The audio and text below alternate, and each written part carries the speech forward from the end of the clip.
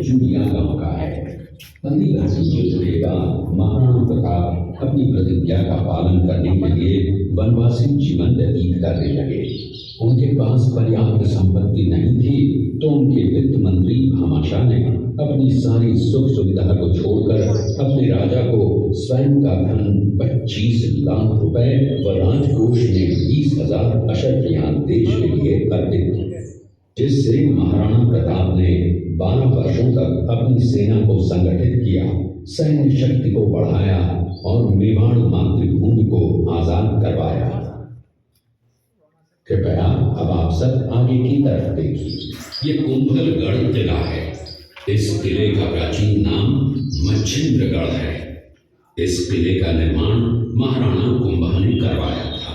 इस किले के अंदर 9 मई 1540 ईस्वी में महाराणा प्रताप का जन्म हुआ था।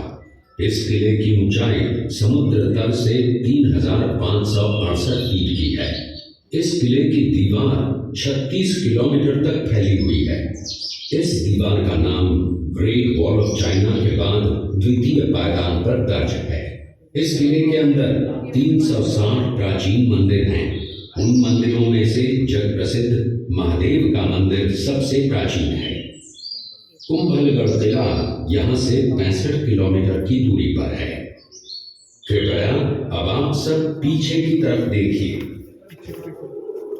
ये दृश्य मेवाड़ की प्राचीन राजधानी चित्तौड़गढ़ का है। इसी किले के अंदर महाराणा प्रताप का बचपन बीता था। इस किले की तलहटियों में महाराणा प्रताप ने अपने गुरु से शिक्षा प्राप्त की थी। ये किला 12 वर्ग किलोमीटर में फैला हुआ है। इस किले पर जब भी विदेशी आक्रांताओं ने आक्रमण किया और उस आक्रमण में कोई भी राजा सैनिक वीर गति को प्राप्त कर लेते, तो उनकी पत्नियां वीरांगनाएं अपने सतीत्व की रक्षा करने के लिए जलती हुई अग्नि में कूद प्राणों को त्याग देती थी, जिसे हम जौहर कहते हैं। चित्तौड़गढ़ में 3 मुख्य बड़े जौहर हुए थे।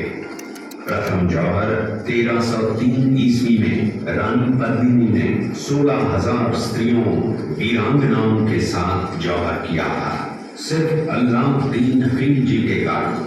दूसरा जौहर 1535 ईस्वी में गुजरात के शासक बहादुर शाह के आक्रमण के कारण रानी कर्मावती ने वीरांगनाओं के साथ किया। और तीसरा जौहर 1568 ईस्वी में जब अकबर ने चित्तौड़गढ़ पर आक्रमण किया, उसी समय रानी फूलकुंवरी ने 60,000 वीरांगनाओं के साथ जौहर किया।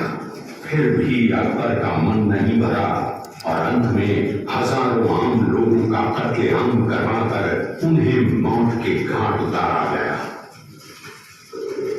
इस किले में देखने योग्य विजय स्तंभ है, कीर्ति स्तंभ, मीरा मंदिर, जैन मंदिर, कालिका माता मंदिर, भामाशाह हवेली, कुंभाश्याम मंदिर, फतेह प्रकाश महल है। ये किला यहाँ से 140 किलोमीटर दूरी पर है। ये देखते हुए सभी अतिथि आगे की तरफ चले।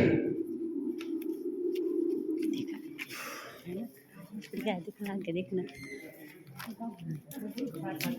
विधि पकड़ रखे ना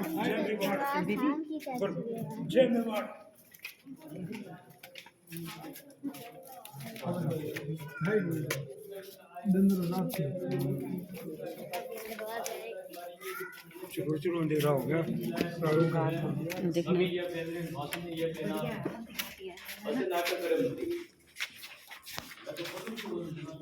मेरे को भी आने दो। ये शेरपुर गांव का दृश्य है। अब्दुल रहीम खान खाना अजमेर का सूबेदार था। जब वो शेरपुर पहुंचा तब इसका पता कुंवर अमर सिंह को चला, जो महाराणा प्रताप के पुत्र थे।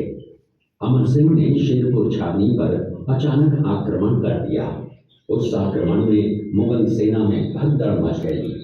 मुगल सेना को अपनी छावनियों को छोड़कर भागना पड़ा। छावनियों के अंदर से लूटा हुआ माल व अब्दुल रहीम खान खाना जिसकी बेगम आनी खान को बंदी बनाकर महाराणा प्रताप के सामने पेश किया गया। तब अमर सिंह पर महाराणा प्रताप क्रोधित हुए और कहा, जहां से इस नारी को बंदी बनाकर लाए हो, इसे पुनः ससम्मान लौटा कराओ। महाराणा प्रताप ने कहा, हमें नारी से कोई दुश्मनी नहीं है, हमें तो देश विद्रोहियों से दुश्मनी है जिन्होंने चारों तरफ आतंक फैलाया है। महाराणा प्रताप के आदेश का पालन करते हुए कुंवर अमर सिंह ने उस मुगल नारी को ससम्मान चारों तक पहुंचाया।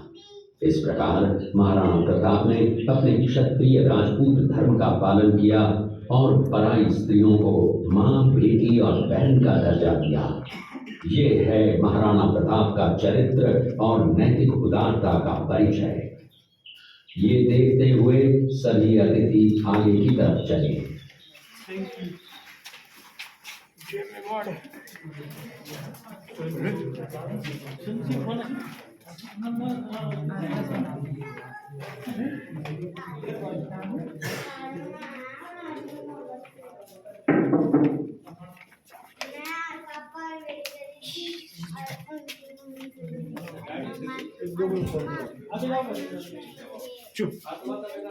आप लोगों ने चित्तौड़गढ़ का दृश्य देखा।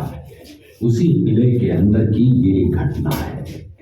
मेवाड़ की एक ऐसी मां थी जिसने अपने पुत्र का बलिदान देकर राजवंश की रक्षा की थी। उस मां का नाम पन्नाधाय था। पन्नाधाय जाति से गुर्जर थी। वो एक राजकुमार की धाई मां थी। दूसरी तरफ हाथ में तलवार लिए खड़ा ये बनवीर सिंह एक दासी पुत्र है। ये कुंवर उदय सिंह की हत्या करके मेवाड़ की राजगद्दी प्राप्त करना चाहता था। एक रात्रि बनवीर सिंह को मौका मिला। वो राजकुमार उदय सिंह के बड़े भाई विक्रमादित्य सिंह की हत्या करके राजमहल की तरफ आगे बढ़ा। इसकी सूचना पन्नाधाय को लग गई। कुछ समय तक पन्नाधाय चिंतित हुई। तभी पन्नाधाय ने अपने पुत्र चंदन को राजसी कपड़े पहनाकर पलंग पर सुला दिया और उदय सिंह को एक टोकरी के अंदर छिपाकर पत्तों से ढक के महल के बाहर निकालकर गुप्त रास्ते से कुंभलगढ़ भेज दिया। बनवीर सिंह जब तलवार लेकर राजकक्ष में आया तो उसने पन्नाधाय से कड़क आवाज में उदय सिंह के लिए पूछा तो पन्नाधाय ने चंदन की तरफ इशारा किया। बनवीर ने चंदन को उदय सिंह समझकर चंदन की हत्या कर दी और ये समझने लगा कि मैंने राजकुमार उदय सिंह को मार दिया। वही राजकुमार बड़े होकर राजा बने और अपने नाम का उदयपुर नगर बसाया जो यहाँ से 40 किलोमीटर दूर है। और उन्हीं के पुत्र महाराणा प्रताप हुए जिन्होंने हल्दी घाटी का युद्ध लड़ा और आज हम लोग उनका इतिहास यहाँ पर देख रहे हैं। ये देखते हुए सभी अतिथि आगे की तरफ चले।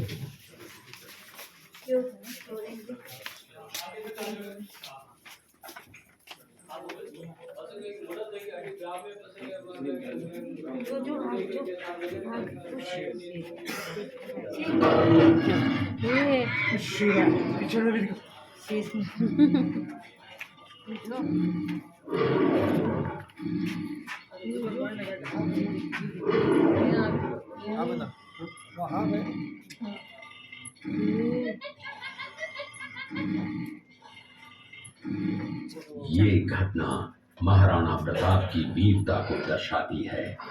एक समय नरभक्षी बाघ का आतंक छाया हुआ था। महाराणा प्रताप ने उस बाघ का शिकार कर उस बाघ को मार डाला। ये घटना महाराणा प्रताप की वीरता की प्रतीक है। कृपया अब आप सब पीछे की तरफ देखिए। इस दृश्य में देखिए महाराणा प्रताप अपनी प्रतिज्ञा का पालन करते हुए। महाराणा प्रताप ने प्रतिज्ञा की थी कि जब तक अपनी मातृभूमि को शत्रुओं से मुक्त नहीं करा लेता तब तक न तो मैं महलों में रहूंगा, न किसी धातु के पात्र में भोजन करूंगा, न किसी गद्दी के बिछौने पर सोऊंगा। पत्ते ही भोजन के पात्र होंगे, जमीन ही बिछौना होगा। इस प्रतिज्ञा का पालन उन्होंने 21 वर्षों तक जंगलों में रहकर किया। इस दृश्य में देखिए महाराणा प्रताप वृक्ष के नीचे बैठकर पत्तों पर खाना खाते हुए। इसी कारण हम आज भी महाराणा प्रताप को श्रद्धा व सम्मान से याद करते हुए देशभक्ति की प्रेरणा प्राप्त करते हैं। ये देखते हुए सभी अतिथि आगे की तरफ चलें। चेतक आएगा अभी, चेतक अब आएगा चेतक। हाँ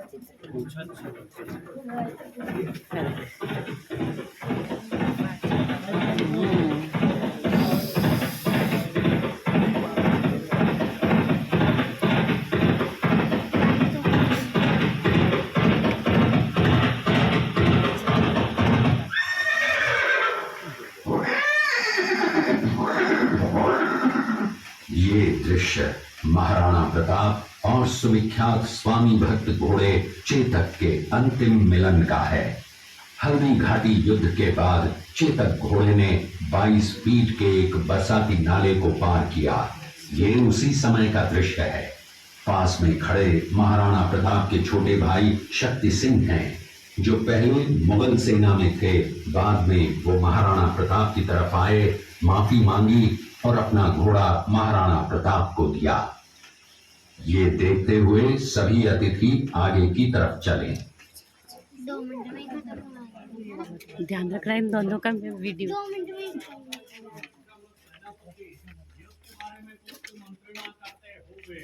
मीटिंग दिखाई बैठता हुए सभी मेहमान हॉल में पधारे। युद्ध की प्लानिंग दिखाई है। मीटिंग देखता हुए सभी मेहमान हॉल में पधारे।